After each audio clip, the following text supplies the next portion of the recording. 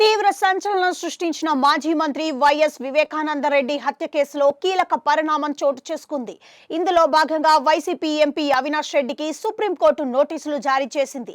వివేకానందరెడ్డి హత్య కేసులో అవినాష్ బెయిల్ రద్దు చేయాలంటూ వివేకా కుమార్తె సునీత దాఖలు చేసిన పిటిషన్పై ప్రధాన న్యాయమూర్తి జస్టిస్ సంజీవ్ ఖన్నా నేతృత్వంలోని ధర్మాసనం విచారణ జరిపింది. అవును, వైఎస్ వివేకా హత్య కేసులో అవినాష్ రెడ్డి బెయిల్ రద్దు పిటిషన్పై మంగళవారం సుప్రీంకోర్టులో విచారణ ప్రారంభించారు.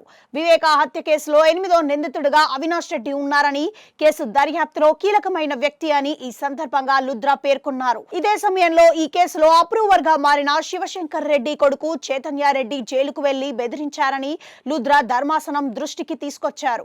ఇలా ఒక ప్రైవేటు డాక్టర్ గా ఉన్న వ్యక్తి జైలుకు వెళ్లి సాక్షులను ప్రభావితం చేయడానికి ప్రయత్నించారని, డాక్టర్ చైతన్య జైలు నిబంధనలకు విరుద్ధంగా వెళ్లారని, ఆయన రెగ్యులర్ గా వైద్య పరీక్షలు నిర్వహించే డాక్టర్ కాదని లుద్రా కోర్టుకు తెలిపారు. ఈ నేపథ్యంలోనే అవినాష్ తో పాటు చైతన్యారెడ్డిని ప్రతివాదులుగా చేర్చాలని కోరారు. దీంతో సునీత తరపు న్యాయవాది లుద్రా వాదనలను సమర్థించిన సిజేఐ ధర్మాసనం ఇద్దరిని ప్రతివాదులుగా చేర్చడానికి అంగీకరించింది. దీంతో ఎంపీ అవినాష్ రెడ్డి, చైతన్యారెడ్డికి సుప్రీంకోర్టు నోటీసులు జారీ చేసింది. తదుపరి విచారణను మార్చి 3కు వాయిదా వేసింది. ఇదే సమయంలో వివేకా హత్య కేసులో సునీత, నర్రెడ్డి రాజశేఖర్ రెడ్డి, సిబిఐ అధికారి రామ్ సింగ్ దాఖలు చేసిన పిటిషన్లపైన సుప్రీంకోర్టులో విచారణ జరిగింది.